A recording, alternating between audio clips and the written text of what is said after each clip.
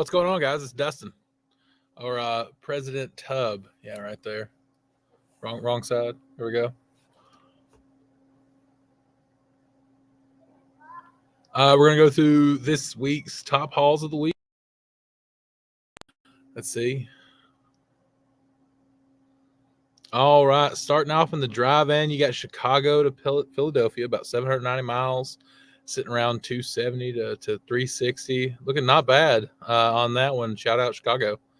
Lafayette, Indiana, another drive-in lane going to Allentown, PA. Shout out PA. They're all over the place on this one. Looks about 270 to 360. Not too bad on that one. Some more reefer out of Lafayette going into Philly. Bing Bang Bird Gang, 727 miles. Not too terrible on that. 270 to 310. Philly to Manchester. That's a pretty good one. Short run. Between 410 and almost $6. That's pretty good rate per mile, guys. Flatbed, Raleigh, North Carolina to Carlisle, PA. Didn't know that was only 396 miles, but 310 to almost $4. Nice. And then Florence to Baltimore. There we go. Big plans for the Ravens this year. 418 miles, 310 to 330. Looking good. All right, running around best loops for drive-in. You got your Chicago to Dallas to Lafayette. Oklahoma, didn't expect to see that on there. Fort Worth, Lafayette. That's not terrible, guys. That is not terrible at all. Best loop for a reefer. Winston-Salem, North Carolina, Philly, PA, Lafayette, Indiana, back to Philly, Springfield, Mass. Shout out Philly, Bing Bang Bird Gang. Best loop for a flatbed. I should be writing all this down, by the way. Charlotte, North Carolina, Athens, Georgia. Lafayette, Indiana, Charlotte, North Carolina, Athens, Georgia, Lafayette, Indiana. That is a quick 6-day run. Oh, that's some nice money for 6 days, guys. All right, man. Thank you for doing the intro. Definitely some crazy market stats, bro. Yeah. I mean, contrary to what I've been hearing, there's definitely some money out there, on the freight on the carrier side. Well, I mean, you know how it is on the brokerage side. There's definitely customers out there that pay for the freight. They know what goes into it. Everyone else is, race to the bottom. Yeah, honestly. I mean, that's the thing, right? Like, if you have good reputation, good service, if you provide good service as a carrier and as a broker, there is definitely freight that needs to get where it needs to go in a timely manner, and people are still willing to pay for good service. Yes, sir. All right, man. Let's jump into today's show. How did you get into logistics? What was your start in the industry? Well, here in Chattanooga, I see there's a lot of arguments on LinkedIn occasionally. What is the biggest freight city? And Chattanooga's got several companies out there, and it was often a joke among the restaurant people that logistics is where restaurant people go to die. And so sure enough, I left my beer sales job to go work for one of my favorite customers at a restaurant. And after a few years, I just realized, long term, I would need something more steady. And he put in a call to one of his friends that owned a logistics company that I already set up an interview for. And I got the job before I got there. There you go. Yeah. Pretty awesome. That was easy. And what was it? Was it in brokerage? That was where you started? Yeah. A third-party brokerage that started up when I think Access America sold to Coyote. Okay. What was your first role there? Were you doing carrier sales? Were you going straight to trying to get customers? Yep. Just an account manager, straight to customers. It was all cradle to the grave. So, you selling to customers, then turn around selling to carriers. This is a question I'm always interested to ask people since it's kind of a hot topic. I mean, how long did it take you to land your first customer? I started in August 19th, I believe, of 2019. I had a couple customers and had already potted out by October. Nice. So a month and a half, really. Yeah, that's all. What kind of freight did you get into? Did you start with drive-in? Drive-in and automotive freight. Automotive, nice. I mean, you have any tips for anybody starting out, new in the industry? I mean, how to approach customers? What kind of things did you do that really kind of set you apart? The biggest thing would just to be yourself. You know, sure, you're selling a brand, you're selling whatever company you're working for, but in all honesty, you're selling yourself. If I'm they're not not sure calling, if you know Justin, but I'm assuming he said it took you half a second to get your first customer. yeah, yeah, Justin's a longtime friend of ours. Um, we're excited to see what he does. There you go. So I mean, being yourself, it really comes back down to that, right? There's no secret to getting customers. There's no course. There's no thing you can really do. Just being genuine usually seems to be how you win in this business. Absolutely. There you go. All right. So I mean, what did you do from there? I mean, you started out as an account manager. What I mean prompted your move? Where did you go from there? I mean, what kind of led you into the role that you're in now? Well, I was always looking for more out of the people that were running the company. I hate people making decisions that affect my paycheck, which is part of the reasons why I left the restaurant industry. What did you do in the restaurant industry? I was a just a bartender and manager. Yeah, I would lift all bartender the seems kegs. to be a close second to the typical story of getting out of university and getting into brokerage. Just like bartender ranks very close in starting roles. Yeah, I mean, well, a lot of obviously Chattanooga is a big tourist area. There's a lot of bars here, and when all those brokers would get off at the end of the day, they'd go somewhere and talk about their stressful day of beating down carriers, making $1,000 rippers, and when a bartender is just like, wait, I can work Monday through Friday and make $1,000 rippers. I'm in. Yeah, I mean we have I think Jesus, yeah, Will Hopkins trying to change the word ripper into yop. I don't Yeah, think that's gonna happen, I but haven't commented on anything yet, but I'm just waiting for that right yopping moment. yeah, I mean, yeah, may or may not happen. I don't know. I'm gonna stay out of that one. But yeah, I mean, that's actually a similar story to my current boss. He was a bartender and just came across some brokers that were chilling at the bar, and the end of it kind of writes itself. Yep. So, what are you doing now? Tell us a little bit about your company, your role, the type of freight you guys move. I mean, let's talk about your current situation. Yeah, absolutely. So we actually got to start. We had a longtime customer of ours that we had at companies beforehand, and they just kind of got tired of having to piecemeal their supply chain. And so they asked a good friend of mine, and actually my first hire in logistics, Danny, to come over, become an in-house consultant. And from there, it kind of took on a form of, hey, we were going to do this side gig of consulting and helping them beat down brokers and stuff like that.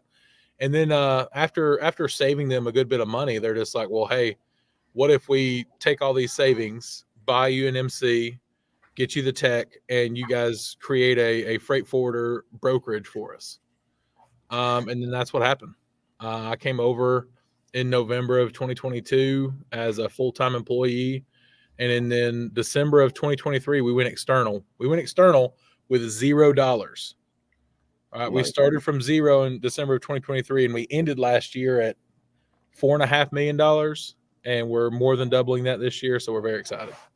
Yeah, it's beautiful. I mean, even back, less than a year ago, man. I mean, I was hauling freight for you, doing some power only for you guys. So Yeah, that was kind of what led me into bringing you on the show. Is that I did work with you, and you were, one of the good ones. I mean, the freight was there, the load was exactly how it was supposed to be. Like it was a good experience. I know you guys definitely run a good operation. You guys are definitely very responsive, and you sell the freight for what it is. And it's kind of it shouldn't be hard to come by, but as a carrier, I mean, you go through a lot of situations that could have been avoided dealing with normal people. So.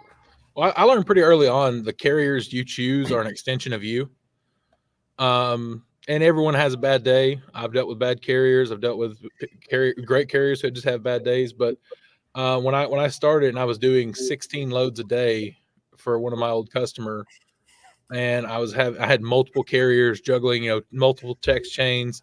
I just did my best to make sure they were well taken care of because I knew if they were good, I was going to be good. Yeah, I mean, that's fair. Basically, if you're going to use, I mean, it always comes back to this. I've noticed it on our brokerage operation is, if you pay a fair rate, you're going to get higher quality carriers. Yep. I think it's the people that are kind of, starting out at very low rates, they're going to get lower quality carriers. And that's not to say that giving out money and, paying very high rates is a guarantee of good service, because I mean, there's loads that need to get where they need to go. You break even on, you still get bad service. So it's not like that's the main thing that's going to guarantee you good service. But I feel like if you're fair with the carriers, they're going to be fair with you. So yeah, no, absolutely. I mean, what kind of freight do you guys mostly haul now? It's driving. I know I was doing power only for you guys. So is that something you guys kind of big on, or is that just more of a when it comes around type of thing? It was our power only companies, really helped us get everything rolling here. We've kind of shied away from it here recently. We do just a ton of dry van. Sorry, man. Just give me 1 second. We got like comments, bro. Like I got like guys talking mad crap in the comments, feeling it's recorded. It's live. It's 100% live. Yeah, it's definitely live. There's kids here, like they're running around. I don't know if you can hear them. Yeah, I mean, so that's the thing. Like the viewership on the podcast is obviously not where I'd like it to be, but that has something to do with the fact that I have to start at 4 p.m. now, right? I don't have the freedom at this current moment to run the podcast how I used to be done. If you run a podcast around lunchtime, you're going to get a bunch of people that are eating a sandwich and have time to watch something. If you run a podcast at the very end of a workday, you got a bunch of people who are leaving the office immediately and not caring anymore about work. So obviously viewership going to dwindle in those time frames, and we'll figure it out. But the clips seem to be doing well, so that's something I've kind of targeted. Like you'll see tomorrow, you'll have a clip of you posted, and every now and again you'll see your face just keep appearing. That's actually how I so I knew Chris Jolly was doing his, but I started seeing his clips of his podcast on TikTok. Like they would just start popping up, and then it'd be a minute long of him talking about something or his guest talking about something, and then shortly after that I got to be on there. Yeah, I mean, TikTok is a market where everybody was like, man, you just make a TikTok and you get thousands of views. It's not really like not that way. And you got to like have different type of content, because on TikTok, people have like very low attention span, and they're not going to watch something that actually is informative. They want to watch something that's just like funny or fast paced kind of stuff. And you got to edit it a different way. And TikTok's its own animal. And I'm trying to figure it out, but it's... So I'm vice versa. Like at the end of the day, like what you're saying a while ago, if it's a 3-minute video talking about why whales are cool, I'm not watching it. But there are occasions where I'll sit there and someone's talking about something and going through the steps, and I was like, oh man, this is like the most interesting thing in the world right now. Oh yeah, dude, I waste a lot of time, man, on like YouTube shorts. Like that's kind of a guilty pleasure of mine. Like I'll watch the most stupid stuff for like an hour straight, man. But at the end of the day, it's like you can make anything interesting, right? Like we came across a friend of ours who's like back in the day, he went to film school and he started making films. And like 14 years ago, this guy made a documentary that was like 40 minutes long about a competitive whistling contest somewhere in like Oklahoma. And the way that it was filmed and the storytelling was done so well that it made you like care about the topic, right? So, I love when stuff like that happens. Yeah. But I mean, what's your guys' main goal as a brokerage? I mean, are you guys trying to expand? Are you guys trying to be a massive operation? Are you guys kind of comfortable, where you're at? Because I mean, that's kind of a dividing topic. A lot of people have been making fun of certain, companies like, yo, you guys are small. This is your revenue. You guys suck. But I mean, I think some companies are happy where they are. Right? Well, I would say, I mean, that's a two-sided coin. You always want to have sustainable growth. I've worked for companies before where they got too big and then they were unmanageable. And we don't want that here. We're very careful about which employee we hire next. We're very careful about which account we onboard next, because we don't want to get too far out of whack and something screw up.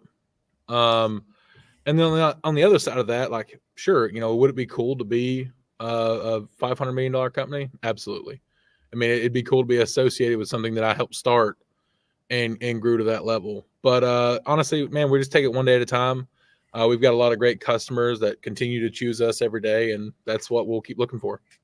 Yeah. I mean, I got to interview one of the founders of Molo a while back, and I mean, he kind of said the same thing. A lot of these people from these large operations said, at a certain point, the growth just takes over and you can't keep it to the same standard that you want it to be at. So aggressively expanding has its dangers. And I think, if you want to have, if you guys want to pride yourself on, the service that you bring, you can't grow too big too fast. That's for sure. Exactly. And that's the one thing we focused on since from the beginning is the service we offer. Our customers love us for it. And we don't ever want to lose sight of that. We always want to be able to be as hands-on as we possibly can. I mean, I book freight. Our CEO books freight. We get in there. We make sure our customers are happy, and that's what we like to do. Yeah, I think leading from the front is a huge thing, and I mean, I think that's something that really helps the atmosphere of a company.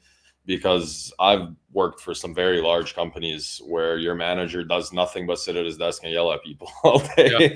And it's like, I've told a lot of my managers, like, you don't even book freight in this market. Like, why are you like telling me how to do my job? I'm the one that sits there booking freight. I've said that. Like, I got fired I think I worked for 4 or 5 companies and I got fired one time because I told the manager, like, you don't know anything about this market. Like, just stop talking to me. And then like the very next day, they're like, yeah, we got to let you go. That was like, I was very lucky when I started over at my first job. I had a great manager by the name of Drew. He was very well, big, very knowledgeable, ready to go, always ready to jump on a call, always ready to yell at a carrier. And I was very thankful for that. Learned a lot from him. Yeah, no, that's a big thing that I value where I'm at right now. And I don't think I would have came into brokerage if it was with anybody else, to be honest, because Yeah.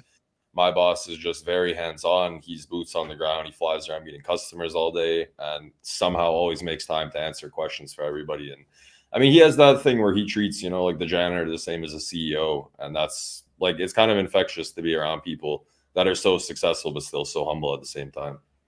Yeah, I mean, I don't know about humble in his case, but he's definitely awesome. Yeah. It comes in a Lambo, bro, but he's still Yeah. nice to people. Yeah, he's still nice to people. Hey, that's all that counts, man. He can, Yeah. be as successful as he wants to be. Yep. I mean, you guys, any closing thoughts on Veritas? You guys hiring? You guys, I mean, what kind of freight are you guys really looking to hammer in?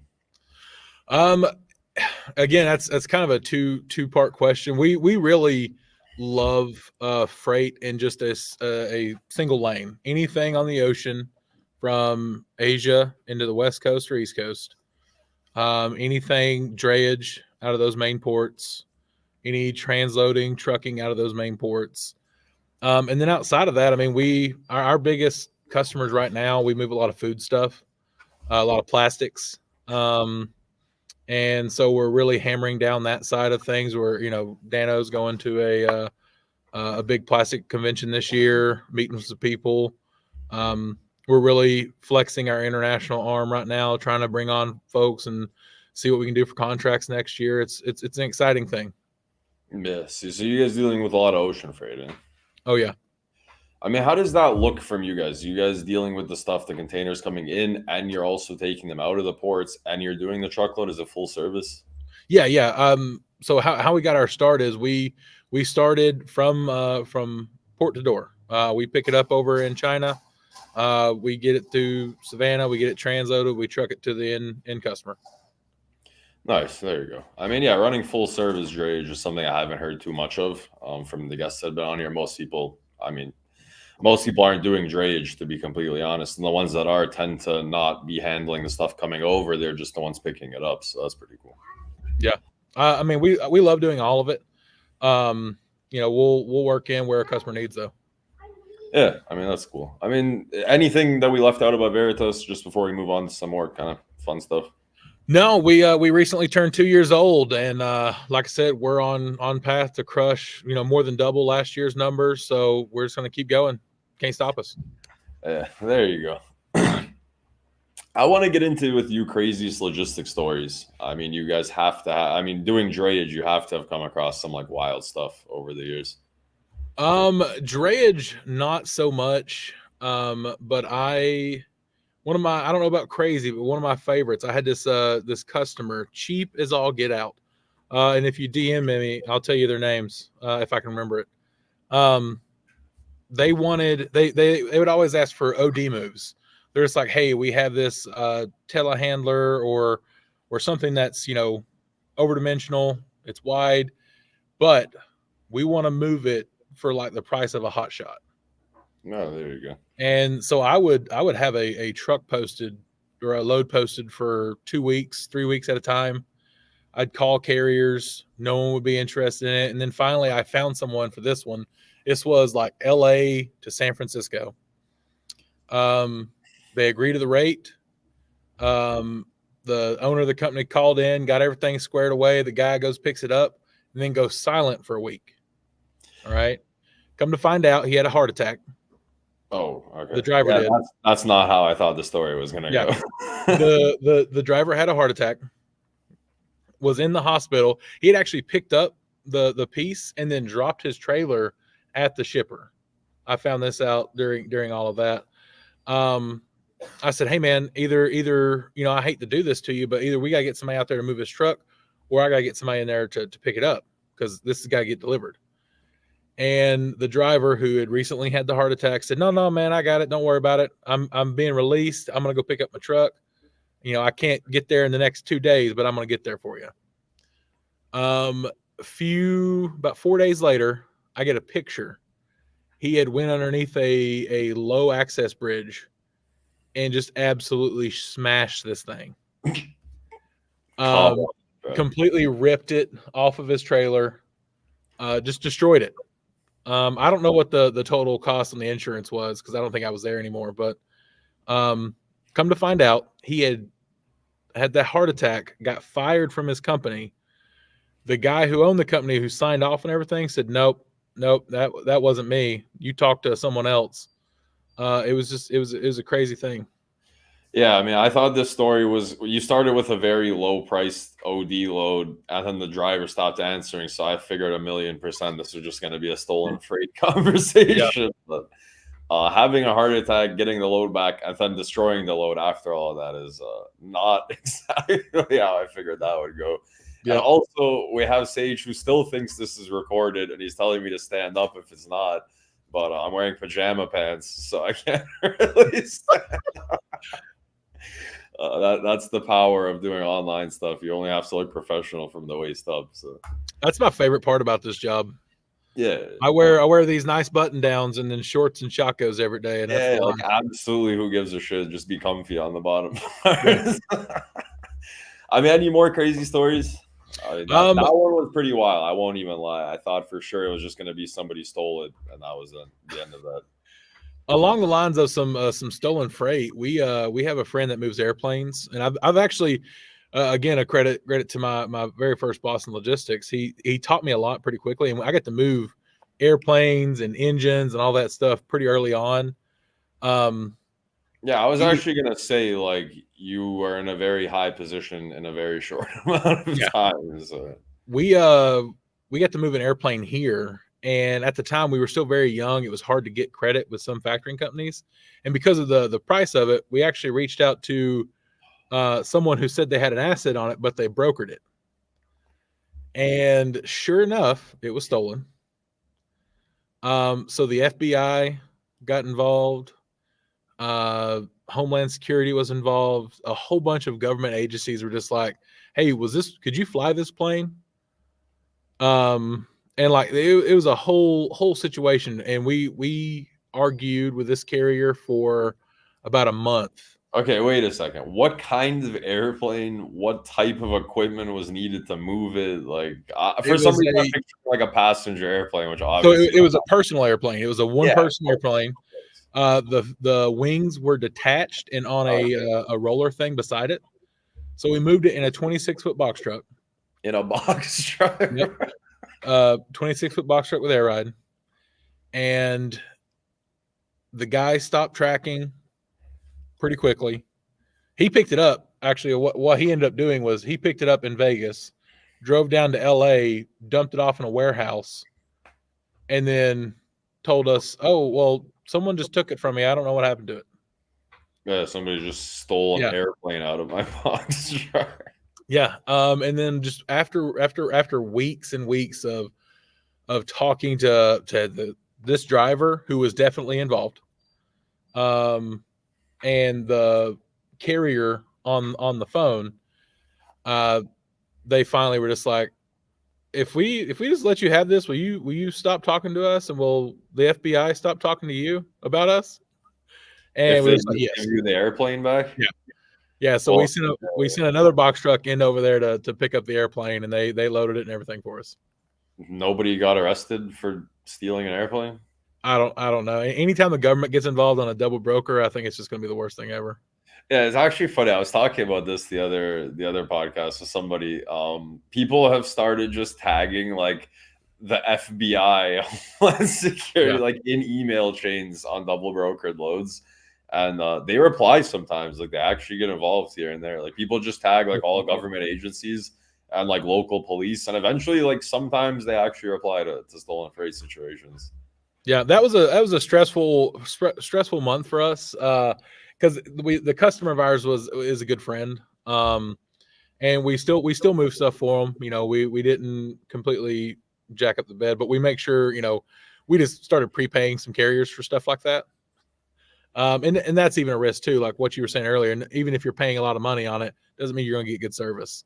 Well, I mean, that's the thing. Like now that I'm on the broker side of things, I know firsthand like a company can look absolutely like perfect on paper and suck at their job. So I mean, like it's not too hard to look good on, especially when you're moving airplanes. I mean, that's kind of something that's tempting to steal, man. I Like, know.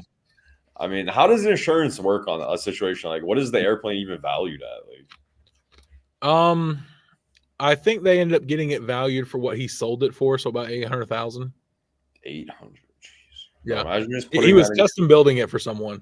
I still can't even like picture a box truck hauling an airplane. Like I don't know Yeah, if you have like freight pictures of that, send that over to me after the yeah. show. I'll go find it. I definitely think we have one. Because like I saw that whistling diesel guy, man. He bought an airplane, and there's also some heavy rescue guy who bought an airplane as well. And that's the first thing they do. They detach the wings so it's not too wide. And so like I know the process, but for some reason I can't picture because that was all just full size flatbed freight. I can't Yeah. picture an airplane going inside of a box truck, dude. Yep. They fit pretty well. Yeah. I mean, bro, honestly, we can wrap it up. We can have a short show today if you want to get into this stuff. As far as sports goes, what kind of sports are you into? You watch sports? Oh yeah, definitely. I was giving some shout outs. Bing Bang Bird Gang. Danny's a big Philly fan. He's from the area, big Eagles fan. I actually can never take his football advice serious because anytime he starts talking about it, he's talking about one of his Eagle players or one of the how the Eagles have the best team in the NFL, and every single one of their players is the best player at that position in the NFL. He's very passionate. But no, a big football fan. We all play in a league here together, fantasy football. We all big fans of college football. You know, occasionally you'll catch one of us over in the game room trying to get in some Xbox of College Football 25, There you go. seeing how we do against each other. But yeah, mostly football. Love some soccer occasionally. Was a big Man United fan for a long time. Love to root for the USA if they could ever do anything. Yeah. On the topic of the Eagles, so I don't watch a lot of football. I used to play football. I don't watch a lot of. I basically just watch the Super Bowl, man. But I remember vividly sitting in a train station somewhere and watching it on my phone, like the Super Bowl game, I think, where the Eagles, I think they threw it instead of just running it like 3 yards. And they like Yeah. lost. Yeah. That was the Seahawks. The Seahawks there. Yeah. They had Marshawn Lynch, which at the time was named, beast mode. Yeah. Yeah, that was one of the craziest things I'd ever seen. Yeah. That's like still to this day one of the funniest memes I've ever seen, man. Oh, yeah. And as far as Manchester United goes, that is my favorite soccer team. Hey, there you go. My whole life, people told me I only like them because they're the best team in the world. But for the past, I don't know, 10 years, they suck, dude. And it's like They've been terrible. Dude, it's like depressing trying to watch them. Like I just watched their game against Liverpool. I was like, oh, it's gonna be a close. It was like 2-0 the first 40 minutes. I'm like, all right, just not watch this anymore. As far as music goes, what kind of music you listen to? Oh man, all kinds. I'd say probably a little bit more country this year. I'm a big fan of the sort of the Mountain West style country, the Wyoming, the Montana style country. You're speaking a foreign language to me. Yeah. It's if you lived in those areas, you'd know exactly what what I was talking about. So Spotify does Spotify Wrapped every year, and last year it said that the types of songs I listen to, I could be best friends with someone from Bozeman, Montana. So shout out Bozeman. But I listen to all kinds of stuff, rock, rap, some instrumental every now and again, techno occasionally. Yeah, Yeah, but all over the place. Bozeman, Montana country. Bozeman, Montana. I'm gonna have to go on Spotify and just type in Bozeman, Montana, and see what Yeah. happens. As far as craziest logistic stories, we already went over that. You have maybe one last story, or can we move on from that? Honestly, I'd say I have been very lucky. Most of mine have been pretty easygoing. I mean, outside of folks just straight up like quitting their jobs in the middle of the day, those have been stressful situations. We had a guy deliver to a warehouse down in Florida, and the driver was just pissed off for some reason. So he threw his keys at the receiver and said, "Here, you do it," and left and went walking down the beach and did not come back to work. Yeah, come on. Yeah. Yeah. So the owner of that company had to fly down to Florida to pick up that box truck and finish the deliveries. Nice. I mean, yeah, like honestly, it happens way more than people probably think it does. I've worked in some massive carrier companies, and drivers honestly tend to quit mostly under a load. Yeah. Like if a driver's gonna emotionally quit their job, they're gonna make sure they do it at the most inconvenient, Inopportune time. Yeah. Yeah, like they're gonna just leave your completely loaded trailer somewhere at a truck stop and just tell you go fuck yourself. Like it's just kind of how it goes when they do stuff like that. Oh yeah. I want to get into your favorite joke. You have any jokes? Oh man. Jokes that you can tell here, and you can just pass this segment because we got somebody in trouble with it once, and I don't want to force anybody to tell it. So I don't have any jokes written down or anything like that. I typically just kind of fly off, of something happening in the conversation. I'm a big fan of That's What She Said. I think that is tried and true through the years.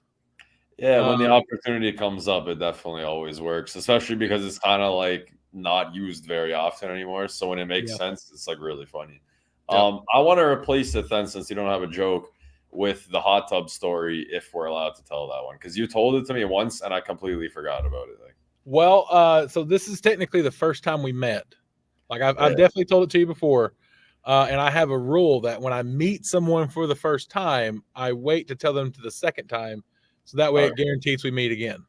Okay. All right. That's fair. I mean, hey, you can bank one part 2 podcast episode for the next time that you guys do something you really want to talk about. So whenever you have a good marketing moment for VI, you can come back. I thought I get to learn the hot tub story that I completely forgot about. So. Yeah. There we go. No, I will tell you, there's a hot tub story, and then there's the legend of hot tub, and both are one's kind of fun, one's kind of awesome.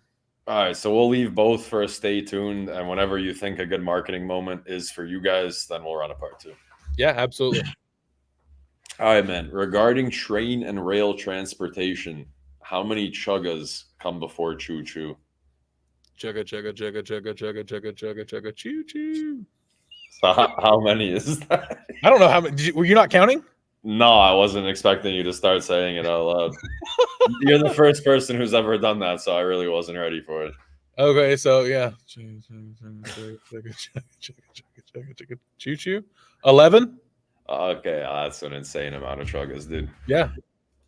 Basically, the real answer is 8, but there's an unwritten rule that it has to be a multiple of 2 for it to actually even be remotely right. So, you were close, but you were also insanely wrong at the same time. Okay, well, that's the story of my life. So, all right, man. Jesus Christ. Moving into the chicken wing choices, sponsored by Fair Trade Workforce with founder Vince Gonzalez. Regarding chicken wings, you like drums or flats? All flats. All flats. Yeah. Shout out Parkway Poorhouse here in Chattanooga every Wednesday, Wing Wednesday. I literally just had flats for lunch. So, yeah. Okay. I mean, we can maybe still save the situation. Ranch or blue cheese for the dipping sauce? I am uncultured as hell. I'm a ranch boy. That's fair. I mean, that like fits your lifestyle. You get a Yeah. pass on that one for me. Yeah, I'm not a fan of blue cheese. And typically, I don't like just plain ranch. I like to dump a bunch of hot sauce in it and stuff like that. So that give me Yeah, some pass I on that. mean, you're the one of the only people that can say ranch and it doesn't bother me. Oh god, I can't remember who it was. Somebody called it, oh my god, something like Midwest ketchup, man. That was the best. Well, so I've got a funny story about blue cheese dressing if you want to hear it. Yeah, and this story haunts me every day of my life. I was at an event for the food bank, Chattanooga Food Bank here, and they had did this mock-up. It's a little storefront where people who are less fortunate could go in, roll through with a shopping cart, fill their baskets full, put it in their car, and eat. And we were there, making some donations, and I got to meet with some folks. And I was looking through, and on the very end of one of these aisles, looked like a real aisle that you'd see in a Walmart or something. It was a big old thing of Magnum bottles of blue cheese dressing. And I'll be honest, I had, a beer or two. And at one point, offhand comment, I said, you know what, I'd rather starve than eat blue cheese dressing at an event for people who are actually starving. So yeah, I felt real bad. I was gonna every say, day. I don't think that was the time or It was place. It was not. Yep. Jeez, I think about it every day.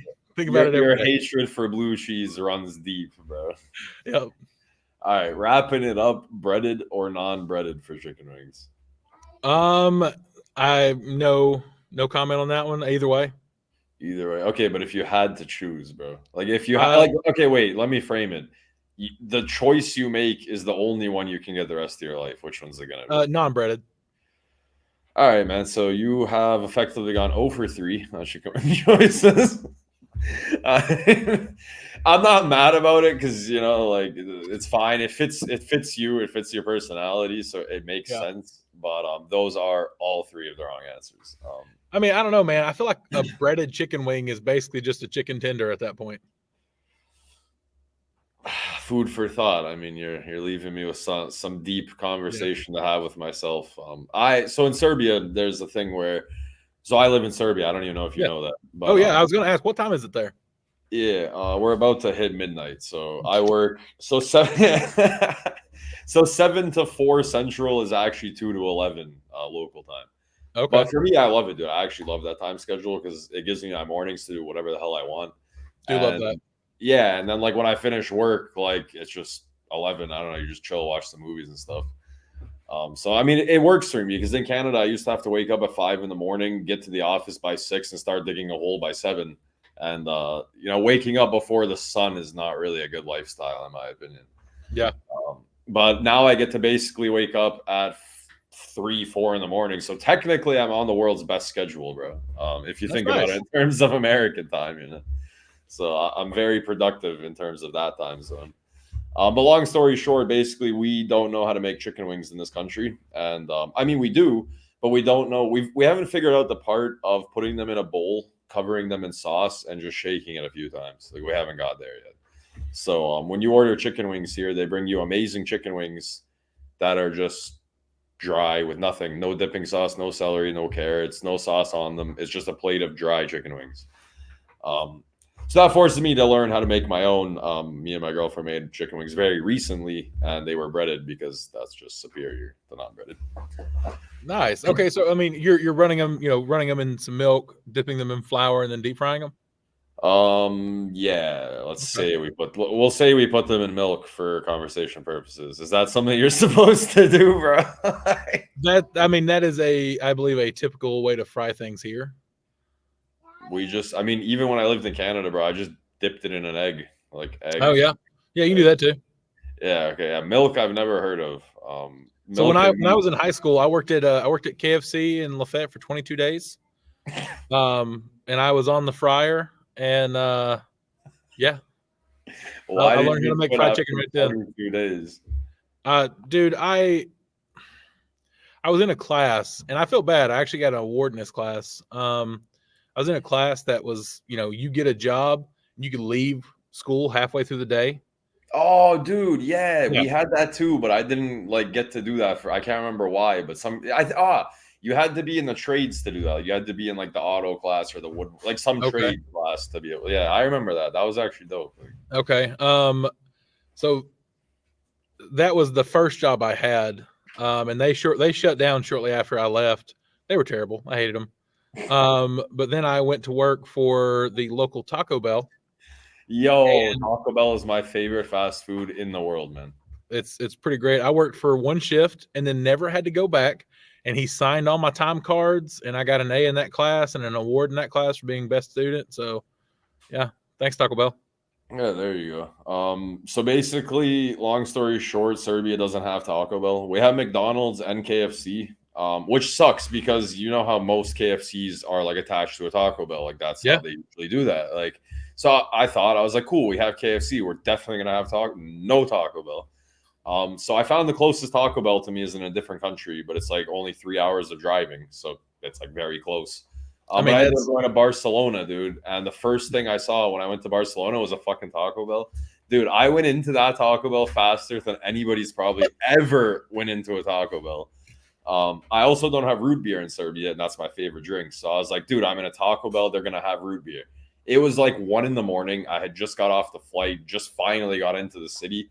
I went into this Taco Bell and I asked the lady, I'm like, can I have a root beer? And she didn't speak much English. And she's like, yeah, bro.